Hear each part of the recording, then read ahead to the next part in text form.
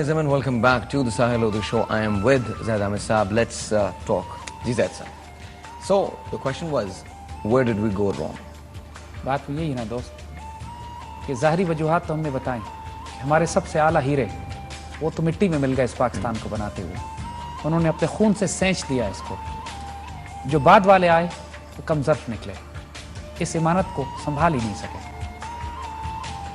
मगर जो होना था वो हो गया।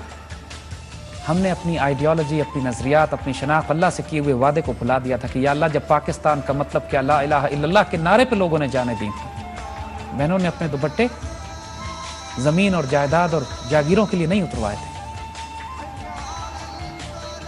इस पाकिस्तान को हमने बनाया तो सही ला इलाहा इल्लल्लाह के नारे पे, लेकिन इसकी तकमील उस वक्त होगी कि जब मोहम्मद रसूलुल्लाह इसके साथ जोड़ दिया जाएगा। अब हमें उसकी तकमील करनी है।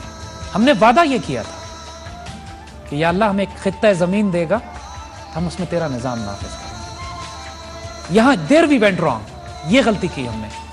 अल्लाह गफूर रहीम हमें माफ़ करता जा रहा था, लेकिन हमारी कोताहियाँ और गलतियाँ हद से पार हो गई। तो 71 में हमें बड़ी सख्त ज़र्ब लगी। ये ताज़ियाना हमें बेदार करने के लिए। देखिए, इन नुकसानात से अल्लाह के राज़ों को अगर आप जानें, जिस तरह इकबाल फरमाते हैं कि उस्मानियों पे कोहे गम टूटा तो क्या गम है, खूने 100,000 अंजुम से होती है सहर पैदा।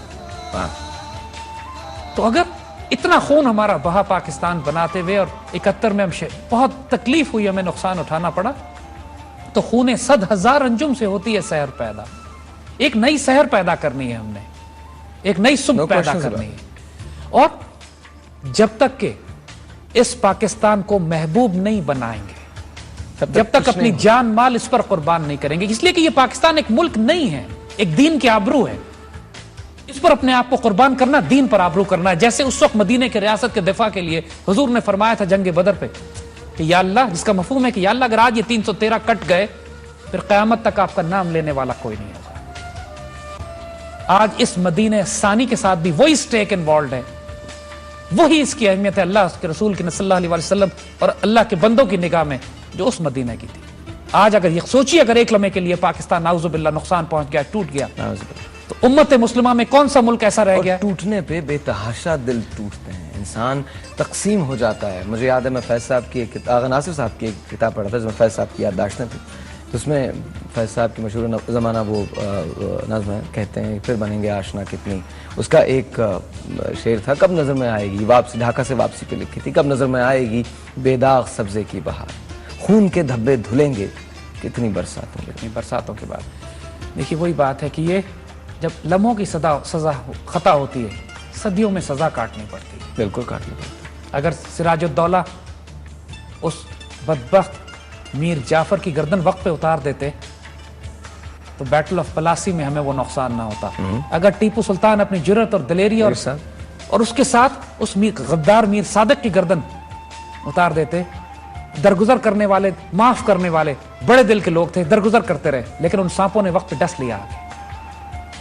अगर अली ने फरमाया ना, जो बलागा में आप कहते हैं कि तुम जिसके साथ भलाई करो बस उसी के शर से डरो, उसके शर से डरो। जब 1857 में बादशाह मुसलमानों का, जब बख्त खान और मुसलमान इकट्ठे होकर तहरीक बगावत, तहरीक आज़ादी बिल्ड हो चुकी थी, तो इलाही बख्श गद्दार बादशाह को गलत मशवरे देके उम्मत को गुलाम कर गया 100 साल के लिए। लम्हों की खता होती है, सदियों में सजा काटनी पड़ती है। तो हमने बहुत ज्यादा गलतियां कर ली हैं। ये वक्त तौबा का है, इज्तिमाई तौबा का। इज्तिमाई तौबा के नतीजे में माफी ये मिल सकती है कि अच्छे और सौले लोग, दिलो दिमाग तब्दील हो सकते हैं। देखिए, हमने पाकिस्तान भी एक रूहानी इनकलाब से बनाया था। हमने खूनी इनकलाब नहीं बर्पा किया था, हमने शहादतें दी थी, हमने नहीं कत्ल किए, हम कत्ल किए गए, लेकिन इनकलाब रूहानी था। पाकिस्तान की तब्दीली रूहानी इनकलाब से आए, उन सोचों और फिक्रों और दिलो दिमाग को तब्दील करने से तो खैर हो जाएगी। अगर खूनी इनकलाब आया तो बड़ी भारी कीमत देनी पड़ेगी।